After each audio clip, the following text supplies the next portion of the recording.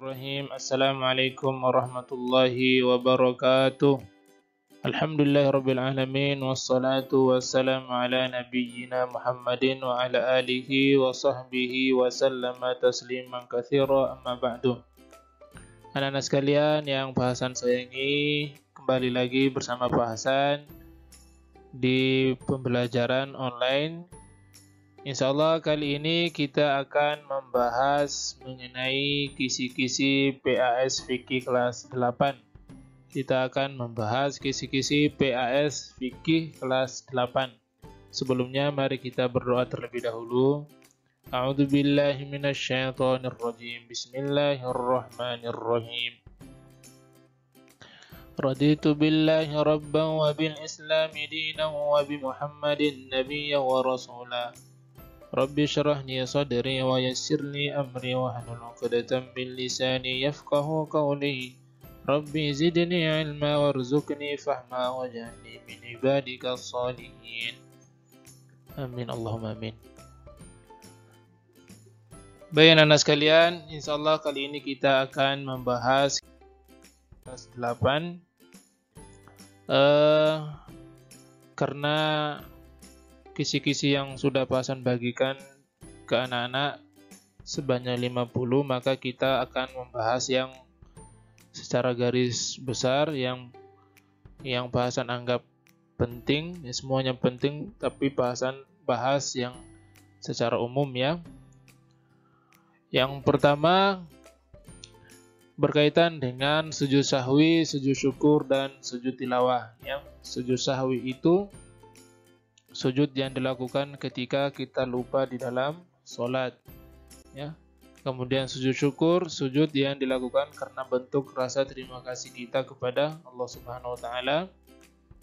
Kemudian sujud tilawah karena ketika kita mendengar atau membaca Al-Qur'an yang melewati ayat-ayat yang mengandung ayat sajdah, maka kita dianjurkan untuk sujud tilawah ya.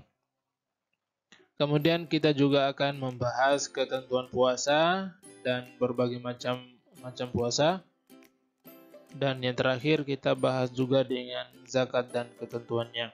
Baik anak-anak, mari kita bahas satu persatu ya.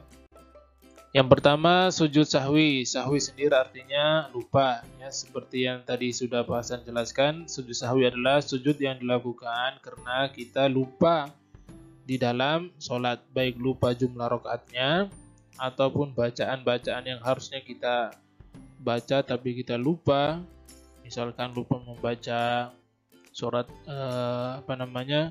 lupa membaca doa tasyahud, maka kita dianjurkan untuk melakukan sujud sahwi. Ataukah kita lupa rakaat ya, yang harusnya sholat maghrib itu 3 rakaat, kita mengerjakannya 4 rakaat kelebihan atau kekurangan, maka disunahkan untuk sujud sahwi untuk menutupi kekurangan tadi. Kemudian ada juga yang namanya sujud syukur ya.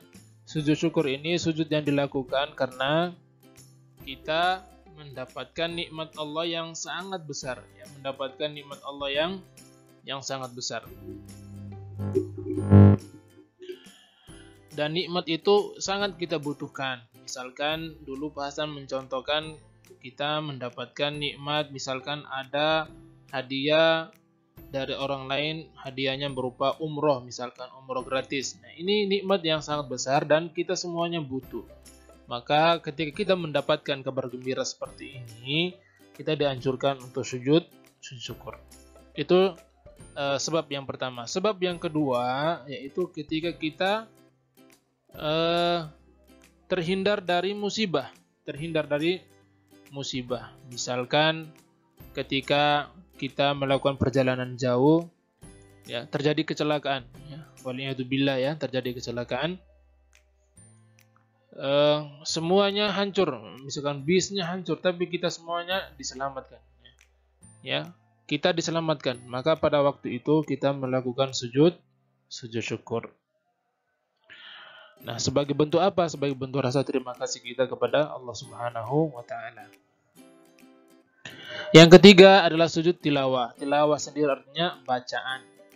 Kenapa disebut tilawah? Ya, sujud tilawah adalah sujud yang dilakukan karena ketika kita membaca, menemukan ayat-ayat sajadah. Ayat-ayat sajadah. Ya. Kalau kurang lebih ayat sajadah berjumlah 15 tempat di dalam Al-Quran. Nanti anak-anak bisa buka sendiri, cari ya. Yang kalau di dalam mushaf Al-Quran itu ada bentuknya seperti kubah itu ya, kubah masjid. Biasanya itu adalah menandakan ayat-ayat sajadah. Baik, saya kira Pak Hasan kira bisa dipahami ya, berkaitan dengan sujud sahwi, sujud syukur, sujud tilawah. Yang berikutnya berkaitan dengan puasa. Ya. Yang pertama kita bahas tentang rukun puasa. Rukun itu sesuatu yang ada yang harus kita lakukan selama di dalam berpuasa. Selama berpuasa. Yang pertama ada dua ya, ada dua rukun puasa. Yang pertama niat. Ya, niat ini kalau puasa Ramadan, puasa yang wajib, niatnya harus di malam hari sebelum masuk waktu subuh. Jadi niat Ramadan itu semalamnya ya, niat dalam hati aja ya, niat dalam hati saya kepingin besok niat berpuasa Ramadan karena Allah Subhanahu wa taala, begitu ya. Kemudian yang kedua, rukun yang kedua adalah meninggalkan segala yang membatalkan puasa. Segala hal yang membatalkan puasa maka kita tinggalkan ya, seperti makan dan minum ya, dan lain sebagainya. Ada pembatal-pembatal puasa yang silakan anak-anak baca ya. Silakan anak baca pembatal-pembatal puasa di buku kalian. Kemudian yang paling penting juga adalah syarat sahnya puasa. Puasa kita dianggap sah jika apa? Ya, yang pertama adalah mereka yang mengerjakannya adalah orang-orang yang beriman. Ya, tidak sah kalau yang berpuasa adalah orang kafir, ya, orang yang bukan beriman. Kemudian yang kedua, dia berakal sehat, ya, tidak orang gila. Kalau orang gila berpuasa maka tidak dianggap puasanya atau tidak sah puasanya. Ya, kemudian bagi wanita dia harus suci dari haid misalkan ya. Suci dari haid. Ya, kalau misalkan seorang wanita ini berpuasa ketika masa haid, maka puasanya tidak dianggap sah ya. Dan syarat-syarat yang lainnya yang anak-anak harus membaca buku. Ini yang Hasan bahas ini yang penting, insyaallah akan keluar di ujiannya ya. Kemudian yang berikutnya kita bahas tentang macam-macam puasa. Ada puasa wajib, ada puasa sunnah, ada puasa yang haram, bahkan ada puasa yang hukumnya makruh atau dibenci. Puasa wajib misalkan puasa Ramadan. Ya, puasa kafarat. Puasa kafarat itu puasa karena denda. Seorang melanggar sumpahnya misalkan, maka dia diwajibkan untuk membayar denda tersebut dengan berpuasa. Misalkan seorang itu bersumpah, kemudian dia langgar, maka salah satu dendanya adalah dia berpuasa. Dia berpuasa. Itu namanya puasa kafarat. Ya, kemudian ada juga yang namanya setelah puasa Ramadan, ya, kemudian ada puasa kafarat.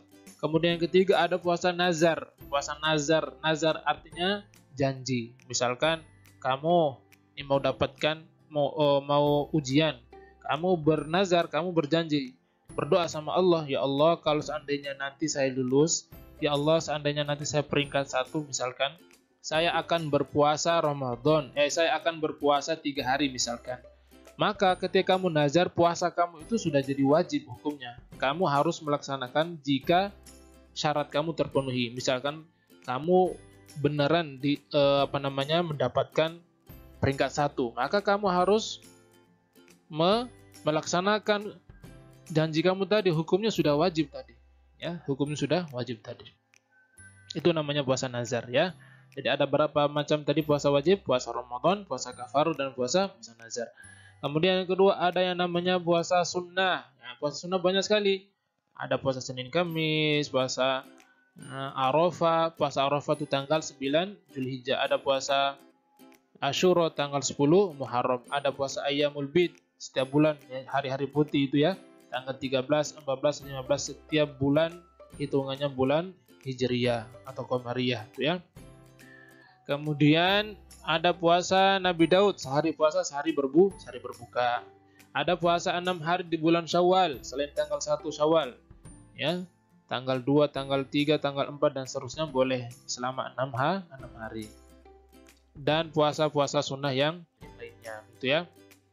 Kemudian ada yang namanya puasa haram. Contohnya puasa haram adalah puasa di hari raya. Hari raya Idul Adha, hari raya Idul Fitri dia berpuasa, maka hukumnya haram ya. Hukumnya haram. Karena di hari raya itu hari untuk bersenang-senang, boleh makan sepuasnya gitu ya. Kemudian ada juga yang namanya puasa makruh yang dibenci. Misalkan puasa di hari Jumat saja.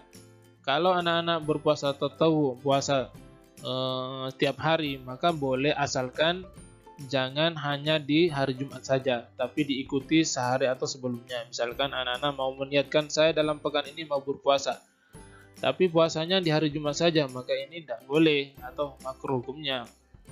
Bagaimana kalau dijadikan sunnah, maka anak-anak harus berpuasa sebelumnya Kamis dan Jumat atau Jumat dan Sabtu 2 hari ya, 2 hari gitu ya. Dan puasa haram contohnya lagi adalah puasa sepanjang tahun, sepanjang hari. Tahun penuh itu dia berpuasa terus. Ini juga dilarang ya. Puasa di hari tasyrik tanggal 11, 12, 13 Zulhijjah.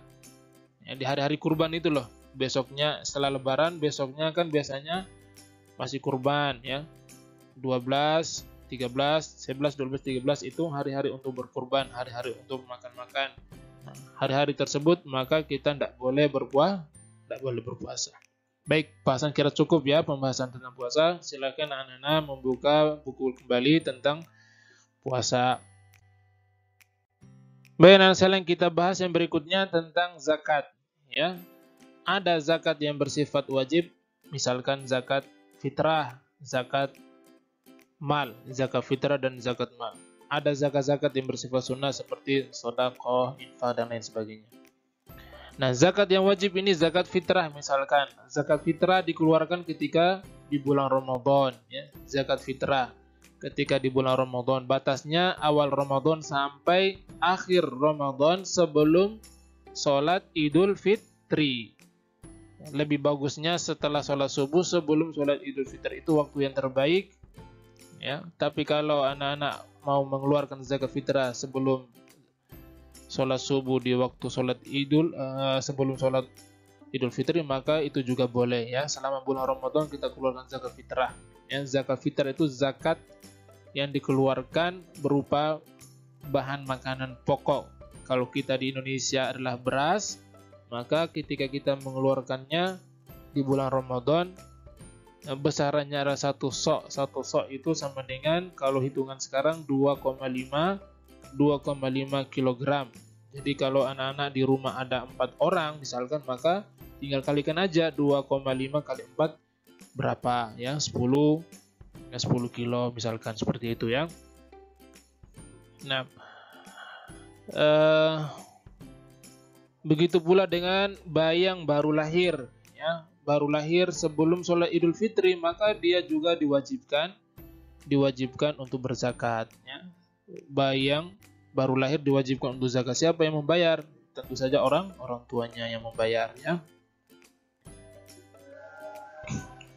Baik, kemudian kita hitung nisabnya. Tadi sudah kita bahas tentang zakat fitrah. Nisab itulah batas minimal ya.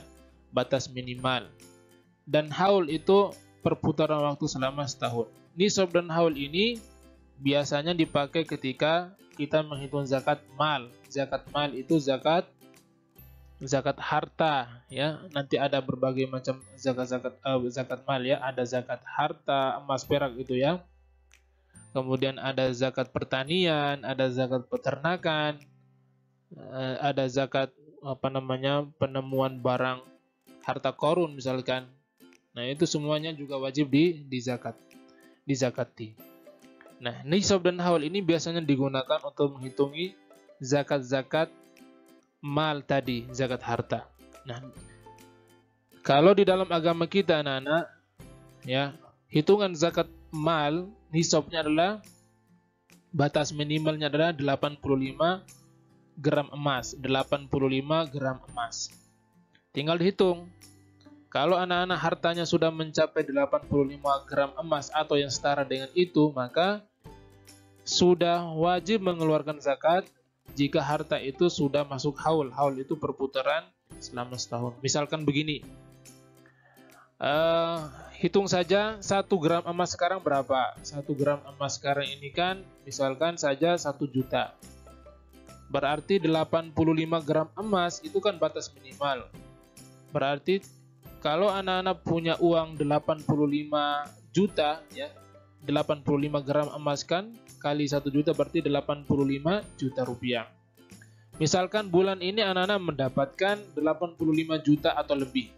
Ya, batas minimalnya 85. Kalau 84,9 belum zakat. Tapi kalau sudah 85 atau ke atasnya itu sudah wajib zakat.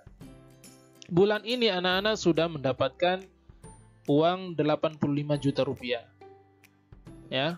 Pada waktu itu anak-anak mendapatkan tidak langsung mengeluarkan zakat, belum. Harus nunggu haul dulu. Haul itu perputaran waktu selama setahun. Uangnya anak-anak itu jangan langsung dikeluarkan zakat dulu. Tunggu dulu sampai tahun depan di bulan yang sama, hitungan bulan Hijriah ya. Misalkan bulan ini bulan Jumadil Awal ya. Anak-anak harus nunggu tahun depannya. Nah, kalau tahun depannya hartanya berkurang di bawah 85 juta, maka belum wajib zakat. Tapi kalau tahun depan sudah lebih dari 85 atau pas 85 juta, maka sudah wajib mengeluarkan zakat. Ya. Nah, kemudian kita lanjut anak-anak sekalian. Setelah kita sudah mengetahui apa itu nisab dan haul, maka selanjutnya kita membahas waktu. Kalau untuk zakat fitrah, waktunya kapan? Ketika di bulan Ramadan sampai sebelum sholat Idul Fitri. Kalau setelah sholat Idul Fitri tidak dianggap zakat, tapi dianggap sedekah biasa. Ya. Adapun zakat harta atau zakat mal, dilihat kalau hartanya adalah berupa uang atau emas, perak ya, maka waktunya adalah ketika sudah mencapai nisab dan haul. Nisab itu batas minimal, haul itu perputaran harta selama setahun. Kemudian ada juga dengan zakat pertanian misalkan, maka dikeluarkannya kapan? Ketika masa panen. Nisabnya berapa Pak? Nah, berapa banyak dulu baru kita bisa mengeluarkan zakat. Untuk pertanian, bahan makanan pokok ya, misalkan beras ya. Maka jika sudah mencapai 720 kg minimal itu ya, 720 kg, maka dia sudah wajib mengeluarkan zakat. Tapi kalau hasil pertaniannya di bawah 720 kg, maka belum zakat. Tidak ada haulnya ketika masa panen itu ya. Nah, jika anak-anak punya keluarga ya, yang mata pencahariannya adalah petani, misalkan petani petani padi ya, kalau sudah masa panen dihitung masa panennya berapa kilogram yang bisa dipanen. Misalkan kalau sudah masuk 720 kg, maka sudah wajib mengeluarkannya. Mengeluarkannya berapa? Nah, ini kita bahas dulu berapa yang kita keluarkan zakatnya.